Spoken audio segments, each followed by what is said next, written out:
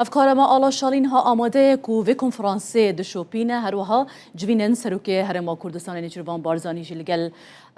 سرکردین ولاتان ده ینکو ده جوینه دا بجدارن دشوپینه آلا تیمه جمته داوی پیشهاتان بدمه.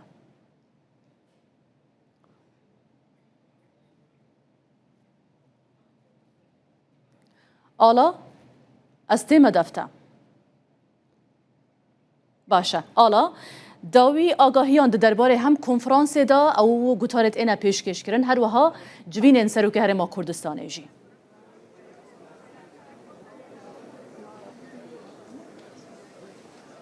بله سبارت با کنفرانس که امروز همو چاوکان همو میدیا کان چان لسر و چارکی مارکو روبیو بو وزیر دروی امریکا که گورترین شاندی لقل خواه هنا و با کنفرانس آسایشی منشن چوک براستی لیرا اروپیا کان كجونيا مسجي خوان بيامي خوان ليرو جاين جا أمريكا شاوري ولا بيان بيجوا أمريكا بيامي خوي بجينا دواي أويكا هشتا شوكي وتاركي جدي فانسي صالي رابردون كليرا بيامي كي خوي جاين ضلين لو كاتوا أو بيوان جي ترانس أتلانتيك لنوان أوروبا وأمريكا هبو لو كاتوا درزكي زور زر جورا كاتو تبيني ولو كاتوا أمريكا أوروبا جي هش لشري أوكرانيا دجي روسيا وتا استهمو همو بوجو أركي أو شارع لسر ولاتاني أوروبا وڵاتانی ئەوروپا دەبێت بۆ جێی خۆیان زیاد بکەن بۆ بەرگری وڵات بۆ بەرگی خۆیان چی دیکە ناتوان پشت بە ئەمریکا ببەستن بەڵام لەگەڵ ئەوەشە ئەما لێرە پەیامیان کە دەیانەوێت هاوپەیمانی بمێنێ لە نێوان ئەمریکا و ئەوروپادا بەڵام چی دیکە ناتوان پشت بە ئەمریکا ببەستن ئەوەندە نیە من لە وەزیری دەرەوەی هۆڵەندا پرسیارم کە ئایا ئەوروپا دەتوانێت بەبێ ئەمریکا بەهێز بێ ئەتوانێت لەسەر پێی خۆی بوەستێ هەم لە ڕووی بەرگری و هەم لە ڕووی سیاسی هەم لەم جیۆپۆلیتیکەی کە ئێستا گۆڕانکاری گەورەی بەسەر هاتووەکو خۆشیان دەڵێن گیان چۆتە قۆناغێکی نوێ وتی بەڵێ ئێمە دەتوانین ئێمە یەکەم جار لە مێژووی جیهانە کە 27 وڵاتی یەکگرتوو بن وەکو وڵاتانی ئەوروپا هەروەها وەکو وڵاتانی ناتۆ ئێمە دەتوانین ئەگەر بمانەوێت دەبێت زۆرتر بودجەمان زیاد بکەین بۆ بەرگری و بە هەموو وڵاتانی ناتۆش وڵاتانی ئەندام لە یەکێتی ئەوروپا دەیانەوێت ئەو ماکرۆنیش و ڕاوێژکاری ئەڵمانیا و هەروەها سەرۆک وەزیرانی بەریتانیاش کۆبوون لەسەر ئەو پرسە دەیانێت خۆیان بەهێزکەن لە هەموو ڕوویەکەوە بەڵام ئەمریکا لێرە دووپاتی کردەوە کە پەیوەندیەکان دەمێنێت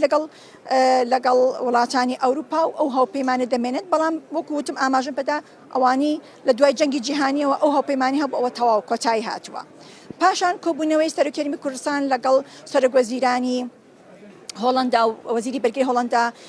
کۆبوونێکی زۆر گرنگ بوون وەکو خۆتان گوێتان لێبوو لە وەزیری سەرۆک وەزیرانی هۆڵندا ئاماژی پێدا کە کۆبوونەوەکە زۆر گرنگ بوو باسی چەند پرسێکی گرنگیان کرۆ پەیوەندیەکانی هۆڵندا و هەرێمی کوردستان لە پەیوەندێکی زۆر باشتان لە بواری سیاسی و لە بواری کولتوری لە بواری کشتتوکاڵیدا هەروەها لە بواری لە چوارچێوەی هاوپەیمانی نێودەوڵەتی دژی داعش لە هەمان کاتە لە کۆبوونەوەکەدا باسی پرسی سووریان کردووە پرسێکی هەرە گرنگە بێگومان سەرۆک نێچیروان بەرزانی ئێستا لە کۆبوونەوەدایە لەگەڵ چەند کۆنگرسمانێکی ئەمریکی کە لەوێش کۆنگرسمانی گراهام کە دۆستی کووردە ئەمڕۆ لە کۆبوونەوەدا لەگەڵ سەرۆک نێچیروان بەرزانی و بێگومان لەوێش باسی پرسی کوردی ڕۆژ ئاوایە باسی پەیوەندیەکانی هەرێمی کوردستان و ئەمریکایە ئەوە خۆی پرسێکی زۆر گرنگە سەرۆک نێچیروان بەرزانی وەکو نوێنەری کورد لێرە بە بەردەوامی باس لەوە دەکات کە دەبێت ئەو دەستکەوتی کورد هەیەی لە ڕۆژاوای کوردستان لە دەست نەدرێت دەبێت سووریایەکی یەکگرتوو بێ ئارامی سەقامگیر بگەڕێتەوە بۆ وڵاتە بەڵام هەموو پێکاتەکانش مافی خۆیان هەبێت لە دەستوری ئەو وڵاتەیە ئەمە لەلایەکی دیکەوە ئەوەی چاوەڕێ دەکرێت کۆبوونەوەکەی سەرۆک نێچیروان بەرزان لەگەڵ سەرۆکی کۆمیسیۆن یەکێتی ئەوروپا هەروەها لەگەڵ وەزیری دەرەوەی سووریا ئەمانە کۆبوونەوەی گرنگن لێرە چەند پرسێکی گرنگ هەیە بێگومان وڵاتانی ئەوروپا بە تامەزرۆ دەیانێت بزان سەر هەڵدانەوە و بەهێزبوونەوەی داعش چەند مەترسێ بۆ ناوچەکە بۆ ئەوروپا بۆ جیهان ئەوەش تەوەری گفتوگۆکانیان دەبێ بە وردی باس لەوانە دەکەن و دەخۆشیان باش دەزان کە پێکەی هەرێمی کوردستان پێگەیەکی هەرە گرنگە لە ڕۆژهەڵاتی ناوەڕاست ئەگەر بیانەوێ سەقامگیر لە ڕۆژهەڵاتی ناوەڕاستە ئەبێ پەیوەندیەکان لەگەڵ هەرێمی کوردستان بەهێز بێت و پشت لە کورد نەکرێت لە ڕۆژئاوای کوردستان ئەوە مەسیجی کورد نوێنەرانی کوردە لێرە بە تایبەتی سەرۆک نێچیروان بەرزانی کە لێرە کۆبوونەوەی گرنگ ئەنجام چەندین کۆبوونەوەی دیکەش گەلێک سپاس بووتە ئاڵا شاڵیت و لەگەڵ مەبووی